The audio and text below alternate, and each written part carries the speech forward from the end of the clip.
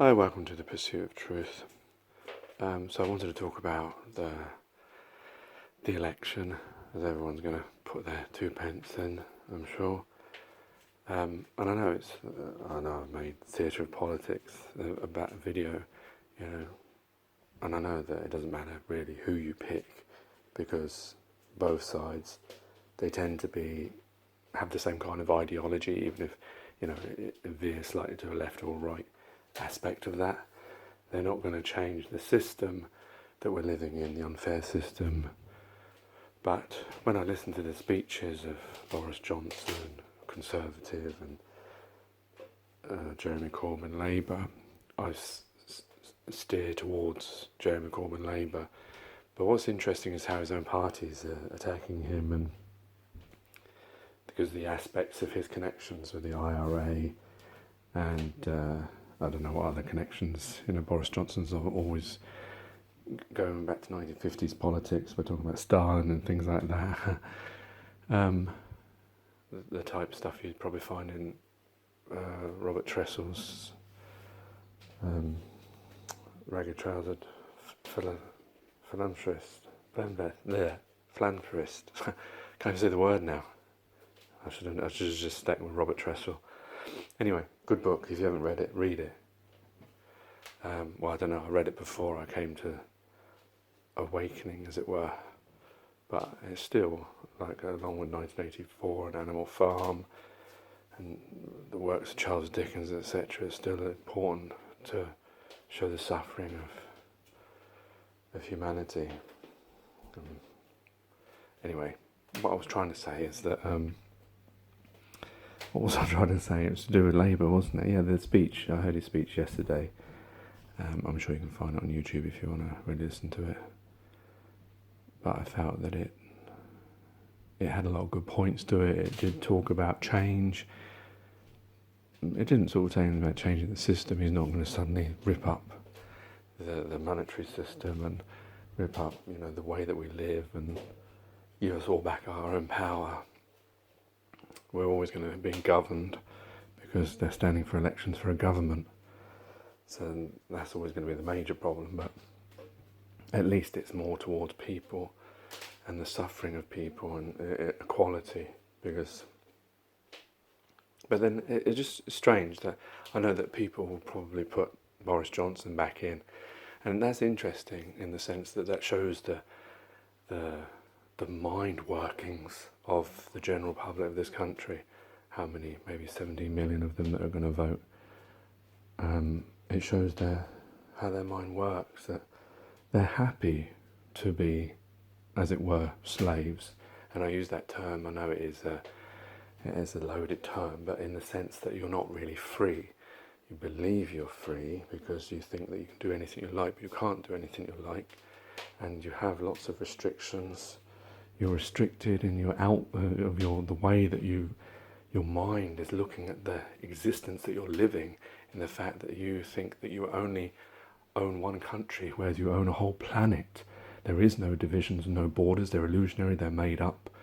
You were born here, free of all these things, and you were taught to live in a prison cell of your own making, of your own parents' making, and those in power.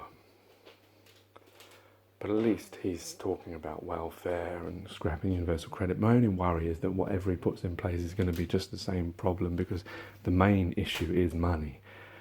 And unless there's some way you can get more money, that seems to, or I suppose the real problem is wasting the money. Where does all this money go to? And I think a lot of it goes into the back pockets of people who are, they're, oh yes, my friend here, I'm going to claim he's not my friend. He has this business and I'm going to give him lots of money. Because we've seen lots of recently, that bridge in London that they spent billions on that never got built, and the money's all disappeared somewhere, and no one's even bothering to claim that money back. Do you know what I mean? If that was a real business, if you were employing someone, if you were being employed, a normal person, and you failed to, swallowed up all the money, they'd be asking for your money back.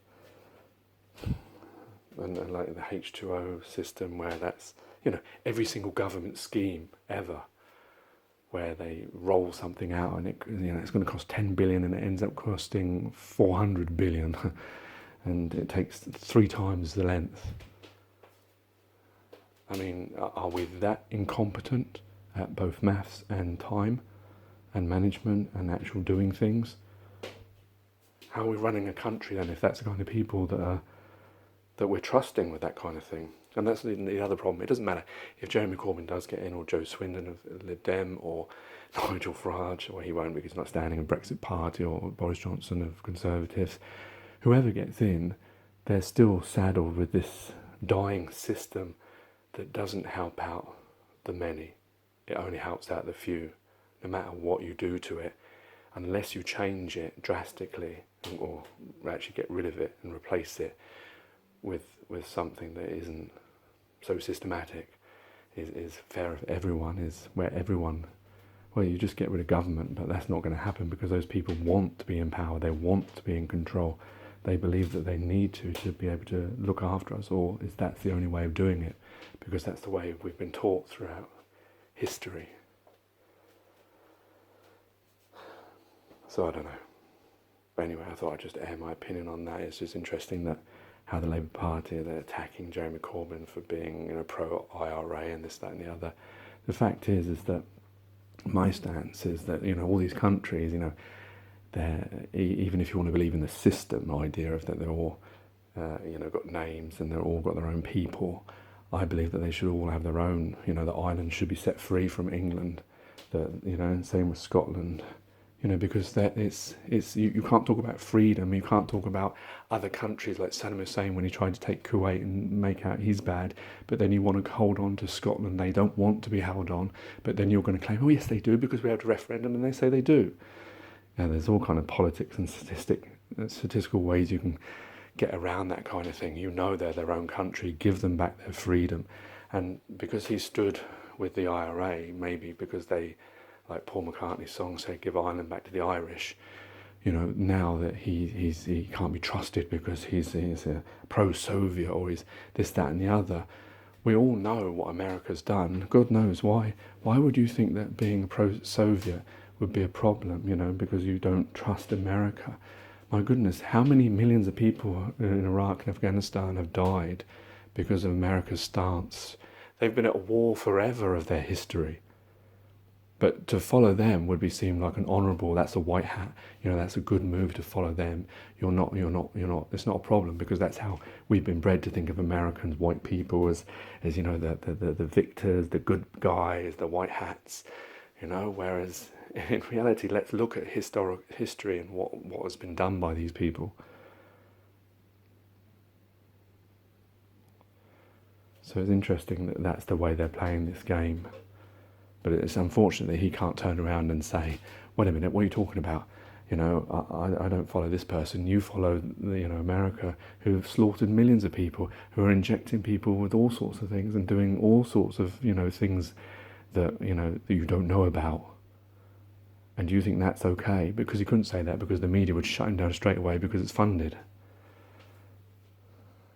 And, it's like America's this shining thing. It's the same like England, there's this shining thing, but as I've shown you in that last Pursuit of the Truth, NHS England, how things are actually happening here.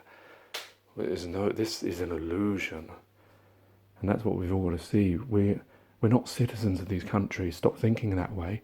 We're all humans. That's how we should be united.